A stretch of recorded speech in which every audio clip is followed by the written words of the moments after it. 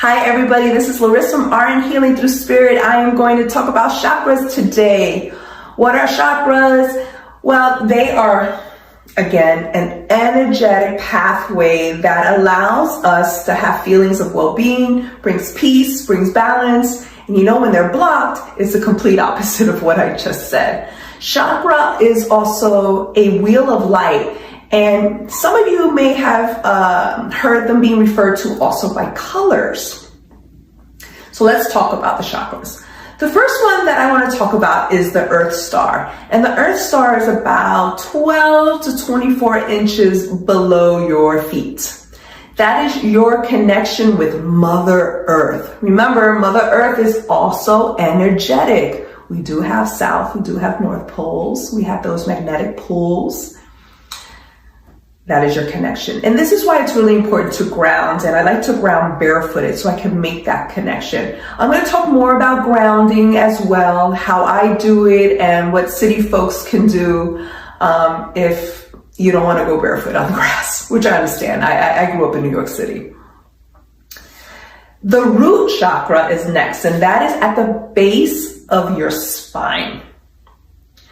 And that gives you feelings of safety and security. And of course, when they're out of balance, you may have fear. Sacral, that's orange. Medical term coming out, guys. That is located in your peri area, your perineum. Where's your perineum? Okay. Here's your anus, here's your genitals, and that skin between that is your perineum. And that area is, of course, that is where our sexual organs are. That is the area of creation and relationships. For me, I had issues with that because I suffered many, many years from endometriosis. Which that is psychosomatic. It became physical for me, actually. And I'm going to talk about how all of this manifested. You know, I got childhood issues. So when I start sharing about shadow work, it's really going to click with you guys. I'm really excited about that too.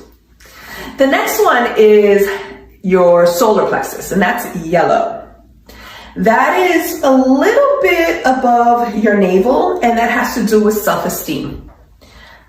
When you have areas of blockage there, maybe you're passive. When it's overactive, maybe you're a little bit arrogant.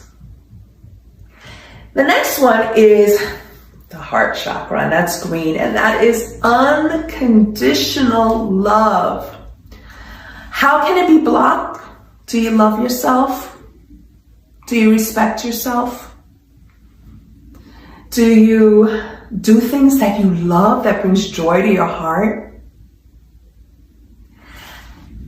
This one, I've been working on this one for 3 years. The last 3 years. This is your throat chakra, and your throat chakra is blue, and that has everything to do with communication. When it's blocked, it can manifest into thyroid issues. When it's overactive, maybe you're not saying very nice things. The next one is your third eye. Boy, do I love getting acupuncture needles there. I feel so fabulous when she does that. And the third eye is associated with the color purple. That is your insight. Your intuition. And when the ego gets in the way, we don't listen to our intuition. We don't listen to what feels right for us. And we may make poor choices. Here is gold on the crown chakra. And there is no ego involved, just your connection to the spirit. Above it, above your crown, that is the soul star. And Yes, it is a connection to the spirit as well, but it's divine, it's high heaven. It is where our karmic contracts are. It is where we have to learn our lessons, and the divine is there to help us. But we got to make sure the ego's not here, doesn't get in the way of our connection with spirit. Got to make sure we listen to our gut, or else we're going to keep making the same mistakes in this world. And it's going to repeat. If you do, I believe in reincarnation. So if you do believe in that, it's going to come back in a different life.